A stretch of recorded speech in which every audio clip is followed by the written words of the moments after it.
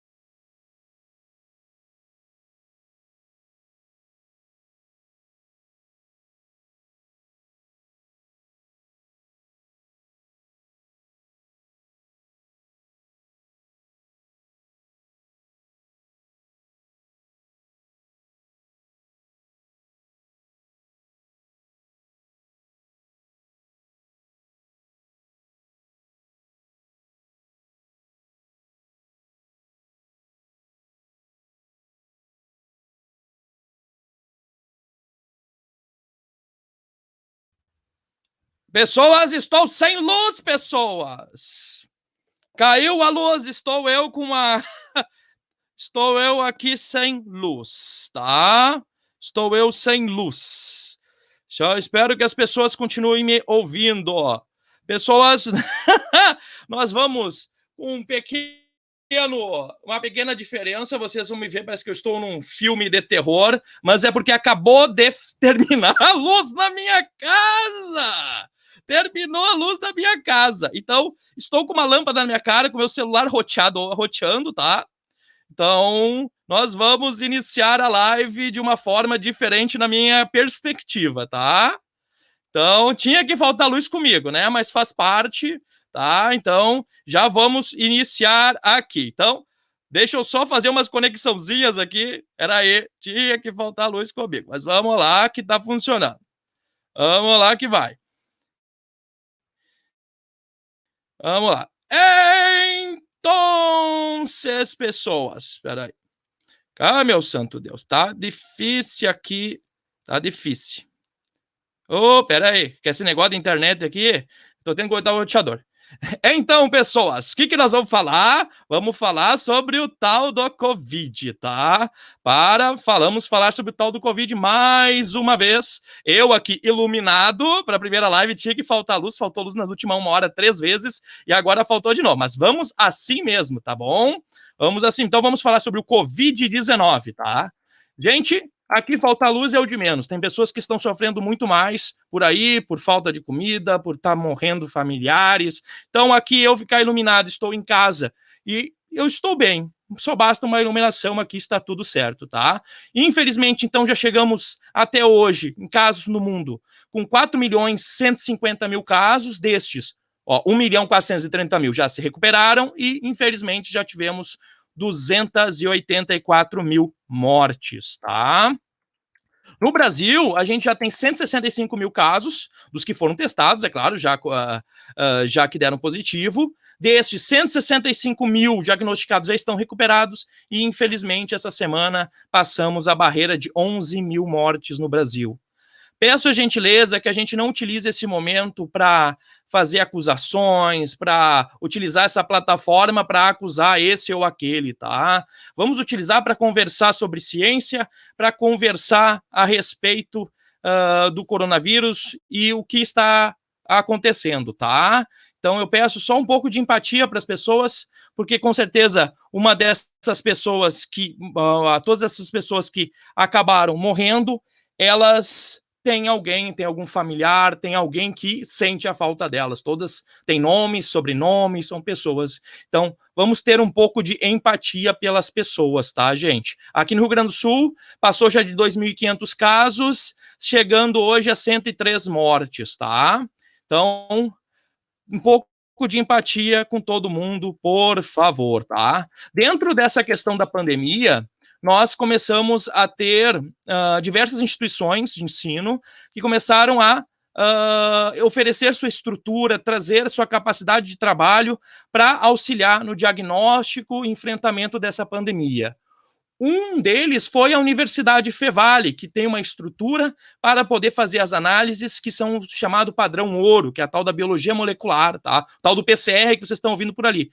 A Fevale tem estrutura para isso, está ofertando isso, está levando, já desde março, fazendo um trabalho com diversos profissionais, voluntários, que estão fazendo isso. Por isso, da convidada hoje ser a professora doutora Juliane Daisy Fleck, porque ela está participando efetivamente, ela é uma das líderes nessa caminhada, nessa trilha que está sendo feita para ajudar as pessoas. Então, a Fevale está frente, ajudando nisso em diversas outras frentes, não só na parte de diagnóstico, mas hoje centramos nessa parte. Então, bem-vindo. Eu acho que não me apresentei muito, meu nome é Rodrigo Stagmaier, para quem não me conhece, sou assessor de iniciação à pesquisa e extensão da Fevale, tá? Também sou professor dos cursos de biomedicina e farmácia, então sejam bem-vindos todos em si, tá? Então, o tema de hoje do programa é Covid-19, o papel da Fevale no diagnóstico. Claro, pessoas, só para dar um alerta aqui, se por acaso você não é astronauta e não foi para o espaço antes de dezembro, você pode ser exposto ao vírus, ao menos que você tenha saído do planeta Terra antes de dezembro, tá? Este é como eu imaginei um dia o apocalipse, este é o apocalipse que eu estou passando, tá? Então, vamos hoje conversar, então, com a coordenadora do mestrado em virologia. Ela é formada em farmácia, tem doutorado em ciências farmacêuticas, tem 2 pós-doc, trabalha anos com virologia, então ela tem propriedade daquilo que ela está falando, tá? Então, convidamos aqui a doutora Juliane Daisy Fleck. Deixa eu adicionar aqui. E estamos aí, gente. Deixa eu só acionar teu microfone que eu tinha tirado aqui. Agora todos estão te ouvindo, Ju. Tudo bem? Tinha que acontecer. Tudo bem, Rodrigo? Eu vi o que nós estávamos comentando um pouquinho antes de entrar no ar, né? Mas boa noite, Rodrigo. Boa noite, pessoal. Quero te agradecer o convite por participar, né, dessa live. Muito obrigada mesmo por me permitir, né, e pela oportunidade, então, de estarmos juntos hoje. Não, eu que agradeço por participar dessa primeira live que a gente traz aí um assunto que, infelizmente, é o que tem dia a dia nas nossas vidas, com tudo que tem acontecido em si. Então, a gente vem conversar um pouquinho. Eu sei que é uma pergunta agora, que é uma coisa que eu vou te pedir para falar rapidamente, que o pessoal ouve bastante, mas para repetir, o que é o maldito do coronavírus que está enchendo o saco? É um vírus respiratório? O que é o maldito desse danado que está incomodando a vida de todo mundo? Exatamente. O SARS-CoV-2, né, que é o novo coronavírus, então, ele é um vírus respiratório, né, e que foi a doença por ele causada foi relatada na China em humanos pela primeira vez no final do ano passado, né, em dezembro. E a partir dali ele se alastrou, né, se disseminou pelo mundo e a gente tem visto e tem sofrido as consequências, então, da infecção causada por ele, que é a Covid-19. Realmente, muitas pessoas discutiam de onde ele surgiu, como é que ele se adaptou a humanos, né? E o que a gente tem cientificamente hoje demonstrando, os dados indicam que ele evoluiu, então, de animais, provavelmente uma origem de morcegos, né? E a partir deste... Até em função de tudo que a humanidade tem hoje, da maneira como ela tem lidado com essas questões ambientais, a gente tem avançado cada vez mais sem o devido cuidado, né? E a gente tem visto uma evolução viral muito grande nesse sentido, né? Com surtos de vírus que inicialmente não infectavam humanos, que passam a infectar, então. E agora parece ser mais um caso assim. Então, tá, infelizmente isso foi acontecer, a gente não sabe quanto, na verdade se fala que cada um século acontece, mas não sabe, né, pode ser que seja agora, depois aparece daqui 10 anos ou daqui 5, a gente nunca sabe, né, quando vai acontecer essas malditas pandemias. Então, vamos começar pelo tema do programa, a questão do papel da Fevale no diagnóstico de coronavírus. Quando surgiu a ideia da Fevale disponibilizar a sua estrutura para fazer essas análises e como está sendo desenvolvido este trabalho lá nos laboratórios da Fevale? Bom, com relação a quando surgiu a ideia, né, logo que nós percebemos que a demanda seria uma demanda grande em função de que o Brasil, sem dúvida, também seria afetado pela pandemia, né? Na época que nós começamos a avaliar isso, ainda era considerada uma epidemia, né? Ainda não tinha sido decretado pela OMS como pandemia. Mas nós percebemos que, como nós temos um grupo já há bastante tempo trabalhando com virologia, né? E nós somos o único mestrado em virologia no sul do Brasil. Além de termos toda a estrutura, tanto técnica, infraestrutura, né, a parte mesmo de equipamentos, e todo o know-how com professores, alunos, funcionários que têm expertise realmente no tema, nós vimos que era essencial que nós fizéssemos essa aproximação, então, com uma demanda que seria urgente da sociedade, né, e que, na verdade, acabou realmente se evidenciando quando o LACEN começou a não dar mais conta, né, de fazer o diagnóstico, e aí o atraso no diagnóstico estava já atrapalhando aí que as pessoas pudessem ter a sua doença realmente diagnosticada e conduzida da melhor maneira possível, né, inclusive evitando que contaminassem, né, que infectassem outras pessoas. Então, logo no início nós percebemos essa necessidade, né, e já começamos as tratativas, só que, claro, em função de termos uma demanda muito grande dos reagentes para biologia molecular, como tu disseste, né, os testes que nós fizemos são baseados em PCR. Então, um teste que vai detectar realmente o genoma viral, né, o RNA ali presente na amostra. Não foi só o Brasil que estava demandando esses reagentes, mas o mundo inteiro, e aí nós tivemos um atraso na entrega dos reagentes, então nós ainda conseguimos começar dentro do prazo que nós tínhamos programado, mas a nossa ideia era sempre antecipar. A gente começou, então, no dia 29 de março, né, que foi um domingo, porque nós agilizamos toda a parte de avaliação do material, dos reagentes que tinham chegado e os testes iniciais que a gente precisava fazer, né, com a amostra também de controle viral, inativado e tudo mais, para que nós realmente pudéssemos começar, então, o diagnóstico no domingo, no dia 29 de março. Então, já faz mais de um mês aí que nós estamos realizando esse diagnóstico. Quem tem realizado essas análises? São profissionais, são voluntários? Como é que é formada a equipe hoje que está em atividade no Laboratório de Microbiologia Molecular da instituição, fazendo isso? Ainda mais a gente viu agora também teve aluno que ganhou bolsa, né? Que é para trabalhar. A única pesquisadora gaúcha é da Fevale, que está lá trabalhando lá no laboratório. Exatamente. Bom, nós somos uma equipe de professores, funcionários, alunos de doutorado, alunos de mestrado, e também a gente tem duas alunas de iniciação científica nesse momento, que estão colaborando na análise, então, e no processamento total das amostras, né?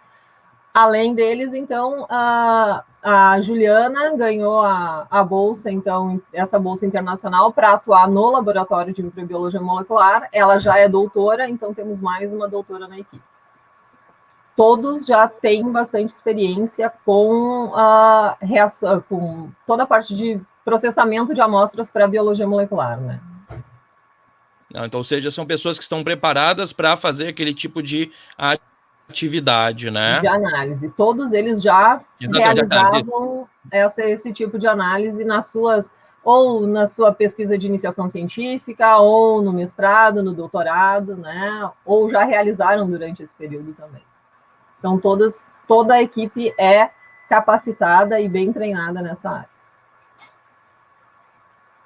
A questão a Fevale, ela atende prefeituras e também empresas, agora ela iniciou, né? Exatamente. Como é que funciona essa aproximação da prefeitura? É que tinha saído algumas notas das prefeituras pagarem assim, os insumos e a Fevale entrar com a estrutura e a mão de obra profissional, vamos dizer assim. Exatamente. Como é que está funcionando essa parceria com as empresas e com a prefeitura? Bem, no início, né, nós fizemos, então, essa aproximação. Os convênios foram feitos de maneira que as prefeituras compravam, então, os reagentes, né, nos forneciam os reagentes e nós entrávamos com toda a parte de mão de obra qualificada e execução, né, das análises. E a partir de semana passada, então, nós tivemos as demandas foram aumentando, né? Nós iniciamos com um número bem menor de prefeituras. Hoje nós já estamos, em princípio, em 24, mas nós tem algumas coisas acontecendo aí, acho que esse número em breve será maior, né? E também para empresas aí prestando serviço, né? Porque a demanda ela aumentou muito, inclusive é muito importante que as empresas que queiram realmente atuar com segurança, né, que puderem atuar e que queiram atuar com segurança, é fundamental que elas façam periodicamente a análise, né, das condições dos funcionários e que agrupe corretamente esses funcionários de maneira a evitar, agrupe modo de dizer, né, porque a gente não deve ter, não deve sempre manter a distância, né? Mas assim, que as pessoas que estejam próximas, nenhuma delas tenha tido ou contato com alguém que esteja infectado, né? E que a gente consiga manejar adequadamente isso. Então, pessoas que já tiveram, já foram infectadas, já estão curadas, num grupo, pessoas que nunca tiveram em outro, mantendo maior distância ainda para evitar que tenha essa disseminação e essa infecção dentro da própria empresa, né? Não, sim. Eu sei que o número tem crescido bastante de amostras, bem mais, eu acho que talvez a expectativa de chegar. Então, eu vi também que empresas também têm feito doações em termos de equipamentos, né? Nós tínhamos eu vi 2 extratores, não sei, teve mais alguma, 2 extratores que não é coisa barata, que vai agilizar, porque a parte da extração, quem trabalha com isso sabe que demora, né? Demora a parte de extração, sim, então é um período vai ser mais ágil. Ele essa parte de extração, ela realmente demanda, além de tempo, né? São várias etapas, então os extratores nos auxiliariam bastante, né? E são etapas que, além de demandar tempo, elas são bastante cansativas, então os extratores facilitariam o trabalho, né, da equipe que hoje está envolvida e agilizaria também a extração das amostras para que elas possam ser analisadas, então, por PCR. Sim, aí a pergunta que a gente falou antes da questão da PCR.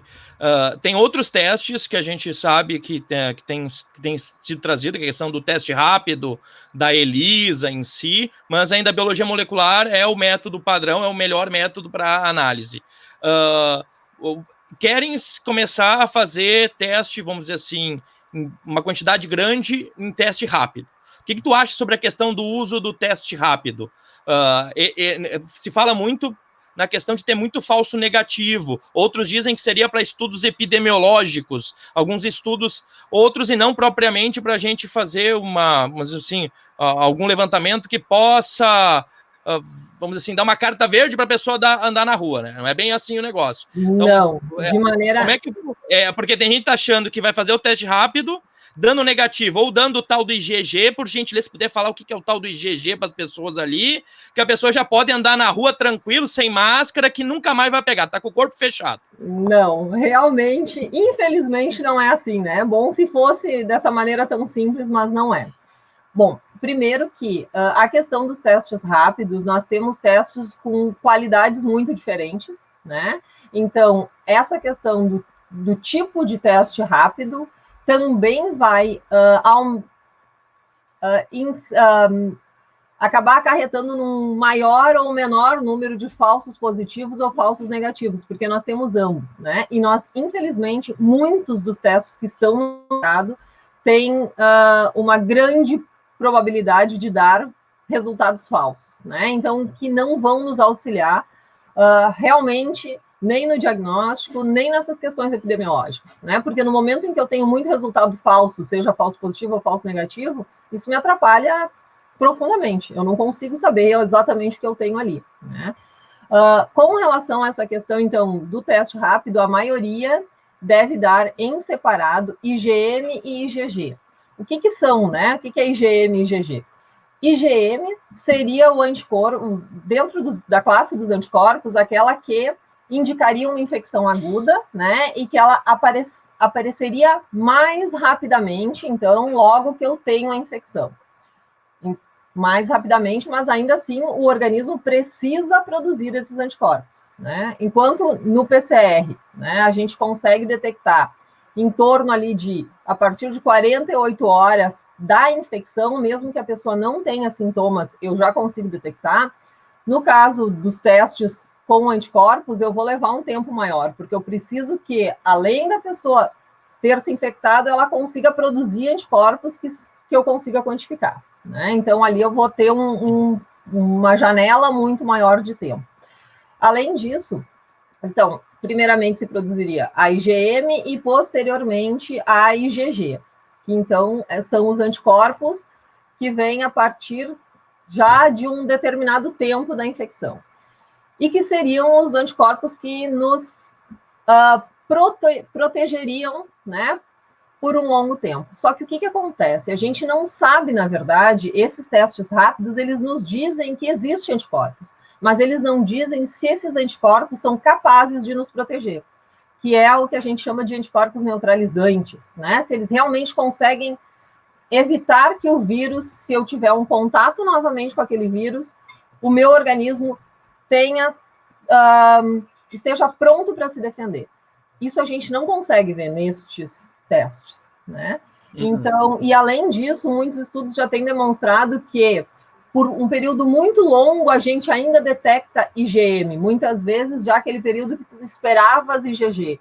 Então, fica muita dúvida ainda quanto a essa questão de é infecção aguda, já é crônica, como é que isso está, né? Porque teoricamente, se eu não tivesse mais IgM, tivesse IgG, já seria uma infecção crônica, né? Ou assim, eu já teria tido contato com o vírus, eu usei o termo equivocado, na verdade não é crônica, né? Mas eu já teria tido o contato com o vírus, então eu estou protegido, teoricamente. E a gente, claro, que vai ter um período ali onde eu tenho ambos os anticorpos, né? Só que este período, o que a gente tem visto para SARS-CoV-2, esse período ele é maior do que um costumeiramente visto. Então, a gente está aprendendo muita coisa ainda nesse sentido também, né? A gente, eu digo todos os pesquisadores, o mundo está aprendendo muita coisa ainda, né? Sem dúvida, essa vontade de a gente ter as soluções o mais rápido possível faz com que, algumas vezes, tenham ensaios, tenham conclusões que depois elas vão sendo refinadas e vão sendo melhor entendidas, né? Às vezes, conclusões um pouco precipitadas. Então, é muito complicado, né, a gente falar hoje em imunidade a SARS-CoV-2, né? Eu não tenho reinfecção. Sim. Ou eu tenho um passaporte. Esse passaporte não existe, porque eu não posso garantir que aqueles anticorpos realmente vão me proteger contra o vírus. Essa é até uma pergunta mais para frente, mas já que tu trouxe ali a questão da reinfecção, é que muita gente acha que se contaminar já não pega mais, pode tranquilamente aí viver a vida, e a gente não tem esse conhecimento, é um vírus novo, né, pode ter, a gente vê em alguns casos no mundo, como tu disse, pessoas se reinfectando. Será que isso é porque tem aquela questão de cepas virais diferentes, né, que têm sido encontradas ao redor do mundo? Será que tem a ver com isso? Será que é a nossa incapacidade do corpo de conseguir gerar uma imunidade frente a ele? O que será que pode estar acontecendo que a gente não pode dar uma certeza para as pessoas? Tu foi infectado, agora eu me curei, eu saí do hospital, mas não quer dizer que tu não vai pegar depois de novo. Como é que fica? A pessoa então vai ter que se cuidar o dobro, né? Porque a gente tem que manter sempre o cuidado, porque neste caso, como tu disseste, é um vírus novo, né? A gente não sabe exatamente nada sobre latência, ou seja, se o vírus poderia ficar no organismo e periodicamente, quando a imunidade fosse, eu tivesse um estresse, alguma coisa que baixasse a minha imunidade, ele acabar aparecendo. Não me parece, mas eu não posso dizer que não é, né? Porque a gente ainda não tem estudos que nos deem evidências suficientes para a gente falar sobre latência ou sobre reinfecção. Os casos que a gente tem visto, né, me parecem muito mais de reinfecção do que de latência, pelo que eu tenho lido. Mas também seria muito precipitado da minha parte dizer, não, sem dúvida é isso e não é aquilo, né? Tem muita coisa envolvida. Como a gente teve uma disseminação muito ampla e muito rápida, e a necessidade, nem a vontade, mas a necessidade de tratar essas pessoas. E aí diferentes medicamentos começaram a ser utilizados também, né? Muitas vezes ainda numa questão meio experimental, isso também pode estimular a evolução viral, e quando eu digo evolução é assim, eu ter mutações, né, que façam com que eu altere virulência ou altere questões no vírus que podem fazer com que o meu sistema imune já não reconheça mais ele tão bem, né? Então eu posso estimular aí evolução em várias questões, né? E a gente não sabe isso ainda. Pode ser que não seja, pode ser que seja. Ainda é muito cedo para a gente poder definir isso, né? Nós precisamos de estudos científicos, a gente precisa desse investimento, desse acompanhamento, e isso é uma outra coisa que nós também estamos fazendo na Fevale, né? Além de fazermos os testes que vão auxiliar na detecção da COVID, né, e a definição do diagnóstico, que vão fazer com que os médicos, os gestores públicos possam conduzir de uma maneira mais fidedigna, baseada em evidências, todas essas questões, a gente também está já trabalhando com as questões relacionadas à pesquisa, né? Nós estamos esperando aí algumas questões de verba e tudo mais, mas a ideia é justamente que nós consigamos verificar quais são os vírus que nós estamos detectando aqui. Realmente, que tem alguma mutação, não tem? Que SARS-CoV-2 é esse que está circulando aqui na nossa região, né? Para que a gente possa entender tudo isso melhor também. Sim, o laboratório, ele faz parte da rede vírus, né? Exatamente. O que é a rede vírus? A rede vírus foi implantada, entre aspas, né? Ela é afiliada, ela é uma rede de especialistas em virologia do MCTIC, né? E aí nós temos alguns pesquisadores, só os pesquisadores especialistas mesmo nessa rede, dentro do laboratório. O nome, quem faz parte dessa rede é o professor Fernando Spilk, né, que é também presidente da Sociedade Brasileira de Virologia. E aí, os laboratórios que têm representantes na rede vírus, então, fazem parte também da rede, e a ideia é que esses laboratórios consigam também trocar informações sobre os vírus que estão circulantes em cada uma das regiões, que a gente consiga fazer um trabalho também científico mais aprofundado, além de dar todo o suporte social, digamos assim, né? E de consultoria também para o MCTIC nas conduções aí de decisões de investimentos e toda a parte de consultoria técnica também, né, de como fazer. Claro que a gente sabe que as coisas, às vezes, têm os seus limites que podem acontecer, mas, assim, isso é realmente muito bom, porque é uma certificação de que nós estamos em uma rede nacional que visa o enfrentamento e o entendimento melhor dessa epidemia, né, ou desta pandemia. Sim. Sim.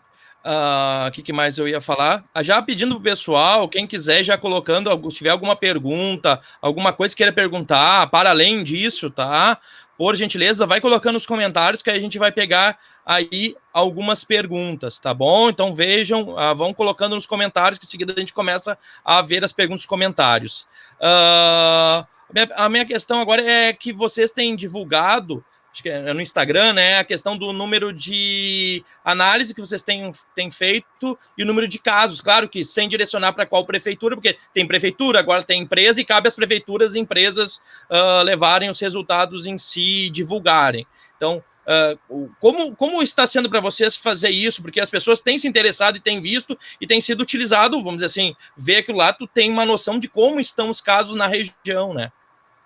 Exatamente. Assim, na verdade, no início, como nós não fizemos nenhuma avaliação individual, né? Para a pessoa física, nós não temos o fornecimento desse serviço. Sempre para as prefeituras, nós sempre tivemos, ou para as empresas agora, nós sempre tivemos um cuidado muito grande com a divulgação desses resultados, né? Tanto que, assim, não adianta ligar para o laboratório, dar o seu nome e tudo mais, que a gente não divulga nenhum resultado por telefone, por WhatsApp ou por nada disso, né? Nós sempre divulgamos o resultado ou para as prefeituras parceiras ou para as empresas, né? E elas é que vão passar, então, esses dados aos pacientes ou aos funcionários, certo? Mas nós percebemos esse grande interesse também, né, da população de muitas pessoas vinham nos perguntar, mas quantos testes vocês já fizeram? Como está sendo o número, qual está sendo o número de positivos, né? Como é que está a nossa região? Porque a gente vê que existe, algumas vezes, uma demora em atualização de alguns dados. Então, a gente vê algumas discrepâncias, às vezes, nas páginas do Face, por exemplo, das prefeituras e do que é divulgado, às vezes, no site direto lá do Estado. Então, existem essas questões de... E aí, como é que a Fevale está nisso? O que a Fevale... Então, nós percebemos a importância de divulgarmos o número de resultados ou de amostras analisadas, tanto por dia quanto desde o início das análises, assim como dos positivos, porque isso era uma curiosidade, mas a gente estava pensando em como fazer isso de maneira que não direcionasse, porque realmente ali são todos os dados. A gente não separa nem por prefeitura, nem por se é empresa ou se é público, o que é. Não, são gerais, tudo que a gente analisou, né? Só que a nossa ideia era fazer realmente diário. E a gente está com uma demanda tão grande que nem sempre a gente está conseguindo atualizar isso, fazer, né, a atualização no Insta diariamente. Sim. Às vezes fica muito tarde, ou às vezes fica quase para outro dia. Mas, na medida do possível, a ideia é fazer realmente diariamente. Então, essa expectativa também de continuidade, é uma expectativa de continuidade de trabalho, né? Não é algo que vai ser agora nesses meses, enquanto está tendo a questão de isolamento social, isso, a ideia é continuar com a estrutura, mesmo que seja com prestação de serviços após, mas continuar com a atividade que a Fevale tem feito. Diagnóstico, né? Sem dúvida. Sem dúvida, nós percebemos que nós podemos realmente contribuir muito com a sociedade nesse sentido, né? E por que não, se nós temos toda a estrutura, não podemos auxiliar ainda mais nesse sentido, né? Então, é uma aproximação. A Fevale sempre teve essa característica, né? Por ser uma instituição comunitária, sempre buscar muito essa questão de estimular o desenvolvimento da região, né? E se preocupar com todas essas questões, desde questões ambientais, toxicológicas, agora vírus. A gente sempre se preocupou muito em atender as demandas, né? Os cursos de graduação também sempre se preocuparam muito com essas questões regionais, né? De fazer essa aproximação e de contribuir com a região, trazendo todo o know-how acadêmico. Então, é mais uma maneira de nós fazermos isso, né? Sim. Então, eu ia fazer uma pergunta aqui, mas eu vou primeiro aqui já pegar, como tem gente já perguntando. Vamos só ver aqui, começando, a pergunta não é puxa-saquismo, mas é o chefe que perguntou, foi o primeiro a perguntar. Então, a gente mostra, né? Vamos lá, só deixa eu fazer um ajeitadinho, só uma coisinha aqui para ficar mais bonitinho, assim. Aí.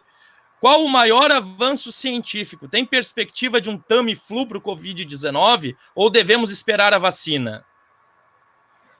Bom, o maior avanço científico eu acho meio complicado da gente dizer, né? Porque tanto questões relacionadas a entender o quanto este vírus ou outros vírus podem evoluir, né, e atingir e causar epidemias são muito importantes, né? Então, a gente conseguir entender, assim, como é que é a circulação ou qual é a evolução viral em reservatórios animais, né, que podem acabar nos afetando, como é que isso, para que a gente esteja bem prevenido para um próximo surto, ou melhor prevenido, bem prevenido é meio complicado, né? Mas melhor prevenido para um próximo surto, né? Assim como questões relacionadas à farmacoterapia e à parte de imunobiológicos e vacinas de uma maneira geral, né? Então, todos esses avanços são muito importantes. Quanto à questão de uma vacina ou um antiviral, eu acredito que talvez não seja um antiviral, talvez seja uma combinação, mas eu acho que a gente vai ter uma resposta mais rápida relacionada à farmacoterapia do que à vacina, né? Por quê? Porque o que a gente conhece de coronavírus, especialmente beta-coronavírus animais, né? Mas tem alguns alfa-coronavírus aí e gama-coronavírus também. Então, coronavírus animais, de uma maneira geral, existe uma dificuldade na produção de vacinas que realmente deem essa questão de proteção, né? Eficientes em relação à proteção. Existem vacinas animais? Existem. São usadas? São, mas muitas vezes são necessárias revacinações, né? Ou ajustes na vacina. Existe a possibilidade de uma vacina para humanos? Acredito que sim, nós temos 4 aí, 3 especialmente, em estudos clínicos já bem avançadas, que eu acho que tem uma chance grande de, pelo menos, neste momento, nos auxiliar, né? Talvez não é uma coisa que a gente vai poder dizer, tá resolvido, vacina aqui, nunca mais vai ter nenhum problema. Isso eu acho difícil, né? Mas eu acho que para esse momento, sim, existem algumas vacinas aí que eu acho que têm uma grande chance, um grande potencial de darem muito certo, né? E assim, nós temos a ideia também de trabalhar com isso, a gente já está organizando uma vacina, um teste aí, um possível teste para uma vacina, ainda estamos em fase de aprovação de projeto e tudo mais, né? Mas a ideia é que a gente possa tentar isso também. E dentro da Fevale, a gente tem pesquisadores, eu trabalho com antivirais, nós temos outros colegas também que trabalham com antivirais. A gente tem, sim, uma vontade muito grande de trabalhar também neste sentido, só que nós temos uma limitação ainda, que é a ausência de um laboratório NB3, né? Para que a gente possa trabalhar com um vírus viável, vírus vivo, fazer testes de tanto a parte de isolamento viral, né, multiplicação desse vírus, quanto a produção de antivirais ou testes antivirais, a gente precisa, ou produção de imunobiológicos, a gente precisa de um laboratório de segurança nível 3. Então, nós estamos fazendo parcerias, a gente tem um único laboratório NB3 no Rio Grande do Sul, né, e a nossa ideia é realmente fazer parceria com eles, a gente já tem, na verdade, já organizou essa parceria para que a gente possa trabalhar nisso também, né? Então, eu fiquei na dúvida, como tu disseste, a pergunta do chefe, se seria a maior perspectiva dentro da Fevale ou a maior perspectiva de uma maneira geral, né? De uma maneira geral, eu acho que a gente tem uma grande chance aí de antivirais, talvez também uma vacina que nos auxilie neste momento, mas que vai precisar ser melhor avaliada ao longo do tempo, né? E na Fevale nós também estamos buscando isso através de algumas parcerias em função da necessidade de um laboratório NB3. Então a Fevale também está correndo atrás para também tentar encontrar uma vacina, algo que possa ajudar todo mundo. O que tu acha de quando tem a questão dos medicamentos? Toda hora aparece na TV um medicamento que está sendo em TEFA, estão fazendo teste. Aí fala o nome do medicamento, aí tem gente correndo para as farmácias para comprar. Aí vem ivermectina, hidroxicloroquina. Tudo que falam na TV, o pessoal tá tão com medo de ter, que no desespero de sobrevivência vão para uma farmácia, compram, mesmo sem precisar, sem estar infectado, sem nada, e sem saber se aquilo realmente funciona. O que tu acha disso, pessoal? Será que não deveria não ser divulgado? Para o pessoal não fazer... Eu acho que a gente não deveria divulgar. Quando a gente tem essa questão muito forte do reposicionamento de fármacos, né? O reposicionamento de fármacos, ele realmente é muito interessante, especialmente numa situação como a que a gente está vivendo hoje. Mas eu entendo que o ideal seria realmente não divulgar o nome dos fármacos que estão sendo testados e que tem alguma possibilidade aí de serem promissores, porque, como tu disseste, eu sou farmacêutica também, né? E eu me preocupo muito com os problemas relacionados a medicamentos. As pessoas acabam, além de nós termos a indisponibilidade do fármaco para as pessoas, ou do medicamento, para as pessoas que realmente precisam daquele medicamento, né? Porque acabam os estoques das farmácias e tudo mais, a gente tem o grande problema de ter problemas relacionados a medicamento por uso irracional. E utilizar algo que tu não precisas ou que tu não tem certeza da eficácia e segurança de maneira desesperada, digamos assim, é uso irracional de medicamentos. E isso é tão grave que pode levar as pessoas a óbito, inclusive, né? Então, a gente tem que ter um cuidado. Então, eu acho que é péssimo divulgar o nome, porque realmente as pessoas estão muito assustadas com tudo isso. E só que, assim, ao mesmo tempo que elas estão assustadas, eu vou ser bem sincera que eu não entendo muito bem, porque ao mesmo tempo que eu vejo as pessoas assustadas e saindo correndo para a farmácia para comprar, mesmo que nem tenha ainda ninguém na família sofrido de Covid, mas acabam saindo correndo para comprar, eu percebo que as pessoas muitas vezes não usam máscara, não respeitam o distanciamento como deveriam, fazem churrasco no final de semana. Então, sabe? Então, assim, como é que a pessoa está desesperada, que quer uma solução pronta, mas aquilo que é fácil de fazer, que é lavar as mãos com frequência, manter o distanciamento, ou tudo bem que algumas coisas a gente não imagina, antes você ficar em casa o dia todo era vagabundagem, agora tu é um herói, garoto! Se tu tem a oportunidade, cara, que nem todo mundo pode, a gente entende, compreende. Então, quem pode, fica, quem não pode, se cuida ao sair. Mas imagine, olha a trabalheira que tu tem, tu vai ser um herói no final da pandemia. Eu fiquei em casa, estive em casa o tempo todo, fui um herói. Vai contar para os seus netos que foi um herói ficando em casa, olhando Netflix. Olha só que beleza. Desculpa. Capaz. Mas, realmente, assim, eu acho engraçado isso, sabe? Como é que as pessoas ficam tão desesperadas que se automedicam e se colocam em risco, né? Colocam a sua vida em risco, colocam a vida de outras pessoas em risco no momento em que elas retiram a oportunidade da pessoa de comprar um determinado medicamento, e, ao mesmo tempo, elas não fazem aquele básico, que é... Então, ok, quem não pode ficar em casa, mas não precisa fazer churrasco em casa também, né? Não precisa se encontrar em pubs, em restaurantes, e todo mundo muito aglomerado, né? Dá para respeitar algumas coisas. Então, isso me chama atenção.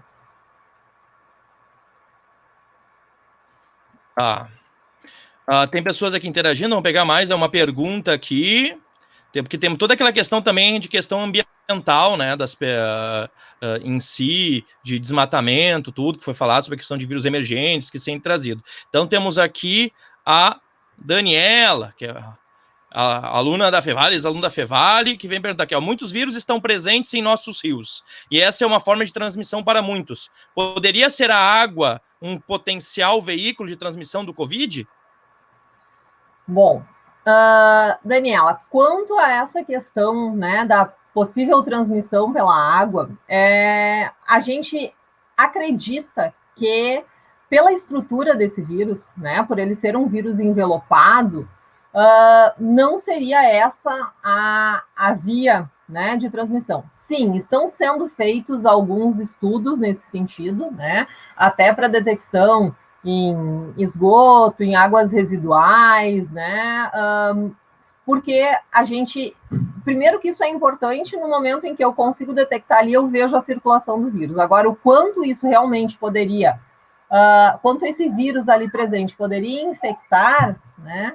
As pessoas, isso ainda não é muito bem entendido, e pelo que nós temos estudado, pelo que nós conhecemos da estrutura desse vírus, não existe uma chance tão grande nesse sentido. Tem sido levantada a questão da possibilidade de infecção da rota fecal-oral, né? Não é totalmente descartado, então nós precisamos estudar um pouco mais sobre isso, mas ainda não parece ser assim uma via tão preocupante, não seria uma via principal, né? É ainda muito cedo para a gente poder dizer é ou não é. A gente precisa de mais estudos aí para ter certeza. Mas, em princípio, não seria a via principal, né? Nesse sentido. Mas também não dá para descartar. Sim, tem estudos agora que começaram a avaliar, né, a questão no esgoto, a presença em si, mas é material genômico, né? Nós mesmos estamos avaliando, e, na verdade, assim, a ideia não é fazer uma avaliação só, nós estamos em parceria também com a Fiocruz, estamos montando uma parceria com o Estado, né, aqui na Fevale, isso está sendo coordenado pela professora Caroline, com o Estado, para verificar realmente, para que a gente possa fazer um monitoramento e aí avaliar o quão viável também os vírus estariam. Então, não só uma detecção de material genômico, detectando material genômico, né, material genético, né, o RNA viral, como também o genoma viral, como também avaliar a questão de viabilidade, mas essa avaliação não pode ser feita aqui, né, em função daquela questão do laboratório que eu tinha comentado. Então, a gente está fazendo essa outra parceria. Mas, para que a gente possa realmente avaliar se essa rota fecal-oral ela pode existir ou não. Hoje é muito cedo para a gente dizer sim, existe, não existe. A gente precisa avaliar. Sim. Tu saberia, tu ouviu falar alguma declaração acho que é do governador de Nova York, que uma aluna aqui uma pessoa que está perguntando a respeito de uma declaração dele, que a maioria das pessoas que foram infectadas estavam em isolamento domiciliar. Não sei se tu viu alguma coisa a respeito disso. Em isolamento domiciliar, aumentaria a transmissão? Boa noite, gostaria de saber como interpretar a declaração do governador de Nova York. Eu não vi essa declaração dele, de que 2/3 dos infectados no seu estado seguiam isolamento domiciliar. Não sei se o... Assim, ó, eu vou ser sincera, eu não vou mentir, eu não cheguei a ver essa declaração, tá? Mas o que a gente precisa também não, avaliar quanto a essa questão de infectados estarem em isolamento domiciliar? As pessoas assintomáticas, elas transmitem o vírus. Então, o que é uma pessoa assintomática? Isso é uma preocupação, desculpa falar, mas isso é uma coisa que muita gente vem perguntar, vem falar, tá, mas o assintomático precisa de máscara, o assintomático passa? Eu acho que o assintomático não passa, né? Ele não tem sintoma, só quem tem sintoma que transmite. E não é, né? Não, de maneira alguma. Inclusive, assim, o que a gente tem percebido? Como nós temos também uma parte do prontuário do paciente, nós temos os sintomas que o paciente tem, nós temos acesso, né? E nós temos visto que as maiores cargas virais estão justamente em pessoas que têm menos sintomas, né? A gente tem percebido isso na nossa prática, né? E a gente sabe que sim, o que é o assintomático? Eu tenho visto até pessoas equivocadamente definindo assintomático, né?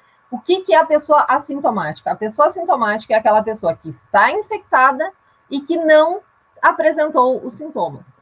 Todos os indivíduos sintomáticos, eles passarão por um período assintomático também, certo?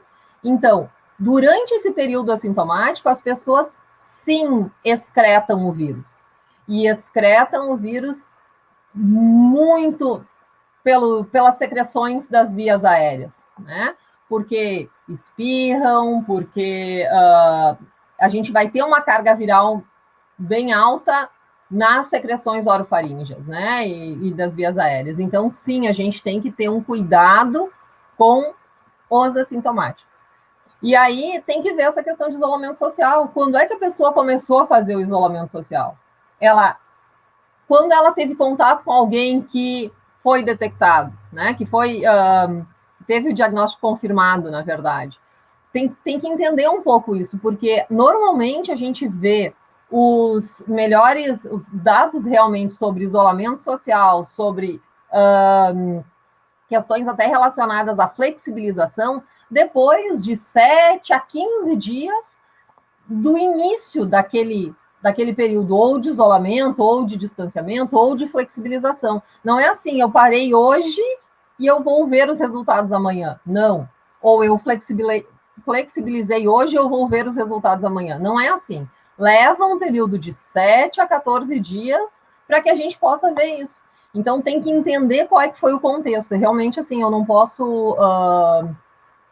não tenho propriedade hoje para discutir exatamente o pronunciamento dele, porque eu não vi essa declaração. A gente mas aí a tua fala vem até numa questão de uma outra aluna aqui, que é aquela questão de abre o comércio, fecha o comércio quando dá mais caso, aí abre depois de novo, fecha de novo, fica nesse abre, vai e volta. O quanto isso, tipo assim, tipo assim, isso é péssimo, né? Porque se entende que a economia tem que continuar por causa de tantas pessoas, tal coisa. Mas ao mesmo tempo que abre, a tendência é disparar o número de casos. Aí volta a fechar de novo o negócio. Aí tem algumas pessoas que defendem esse abre e fecha de acordo com o número de casos que for aparecendo. O que tu acha disso?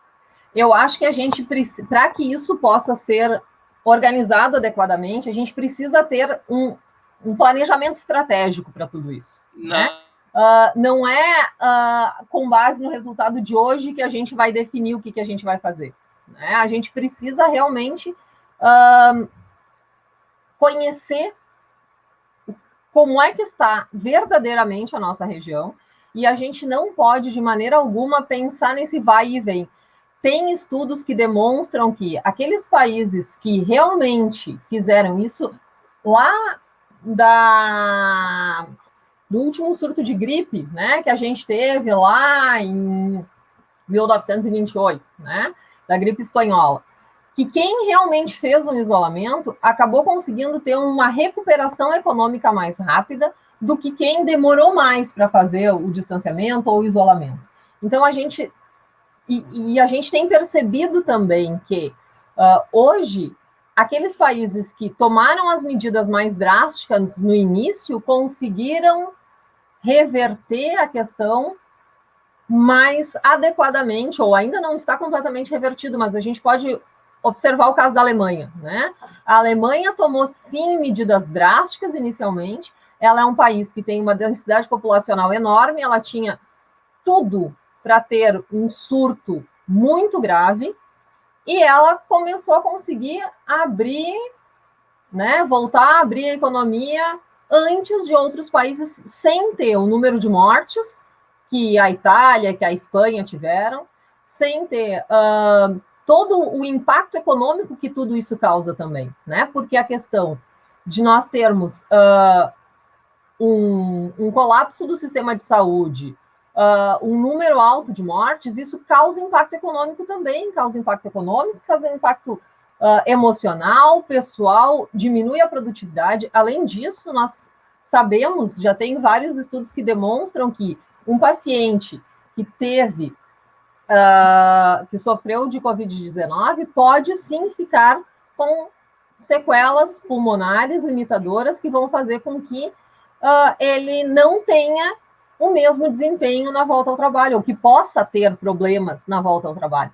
Então, é importante a gente entender todo o contexto, né? Mas a gente tem percebido, sim, que países que têm atitudes mais uníssonas e responsáveis, né? Conseguem que a população se engaja nisso também, que conseguem ter um retorno mais rápido do que aqueles países que ficam... Eu acho que a pior coisa é isso, de ficar naquele vai e vem, porque aí a gente vai ter um período muito longo, né, para que a gente consiga retomar realmente as atividades como todos desejamos, né, porque todos desejam retomar.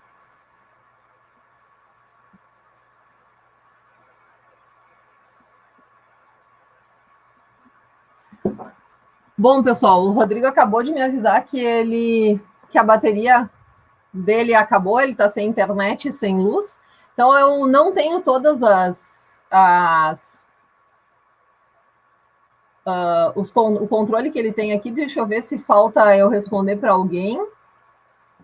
O mediador ficou sem luz, Rafael, e sem acesso à internet, acabou a bateria do celular dele, ele acabou saindo, então eu estou sozinha aqui. A questão do modelo de isolamento, né, eu acho que nós precisamos avaliar com cuidado essa questão do isolamento, né, avaliar o quanto, na prática, flexibilizações vão nos auxiliar ou não. Sim, a gente sabe que no Rio Grande do Sul nós temos realmente tido bastante sucesso, né, no sentido de que, considerando o número de casos e evolução para casos graves e um número de óbitos, inclusive, com relação a outros locais, né, do país, a gente está realmente de uma maneira relativamente confortável, né? Não sei se o termo seria confortável bem, porque não é isso, né? Quantas pessoas já morreram, quantas pessoas estão sofrendo com isso, então eu acho complicado, né, a maneira de colocar, mas a gente tem tido elogios, né? Mas, ao mesmo tempo, eu acho que nós precisamos continuar olhando com responsabilidade, porque nós vamos ter, sim, um número grande de infecções respiratórias que acontecem normalmente no nosso estado neste período, né, que começam agora em maio e seguem aí ao longo do inverno, E nós podemos, isso já foi determinado também, tem várias evidências científicas que demonstram que a gente pode ter co-infecção de influenza e SARS-CoV-2, o que vai agravar a situação do paciente. Então, nós temos aí pela frente um período ainda bastante obscuro. Então, acho que a gente tem que continuar tendo responsabilidade nessa questão do isolamento, né?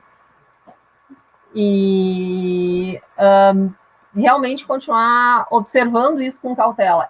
E, de maneira alguma, eu quero que isso seja interpretado como contrária à questão econômica, de maneira alguma, né? Eu acho que todos nós dependemos muito da economia. E, enquanto pesquisadora, enquanto pessoa, enquanto professora, eu quero muito que a gente tenha o restabelecimento da economia o mais breve possível. Todos nós sofreremos muito se nós não tivermos isso. Mas, para que isso aconteça, a gente precisa agir com responsabilidade.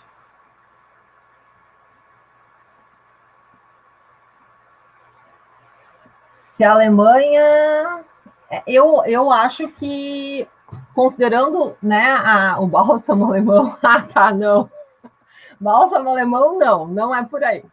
Mas eu acho que realmente, assim, a situação da Alemanha é uma situação para a gente avaliar bem criteriosamente, porque eles, com a densidade populacional que eles têm e da maneira como eles conseguiram controlar, eu acho que eles são um ótimo exemplo, né, para nós seguirmos. Só um momentinho que o mediador está entrando em contato comigo aqui.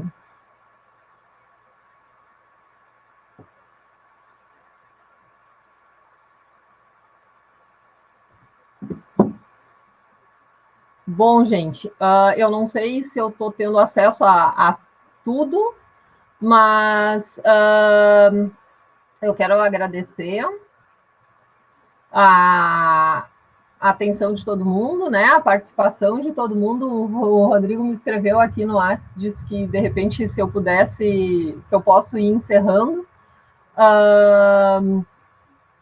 Eu agradeço, então, a participação de todos e se vocês tiverem outras dúvidas, tiverem curiosidades, podem entrar em contato. Na medida do possível, eu vou tentar responder a todas, né? A gente pode combinar outras participações com o Rodrigo, se for o caso, ou então tem o meu e-mail também, né? julianefleck@fevale.br.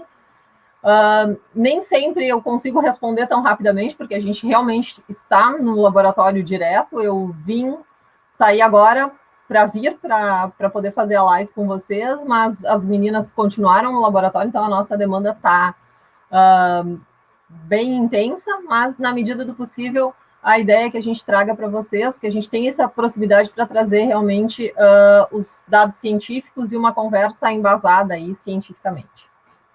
Muito obrigada.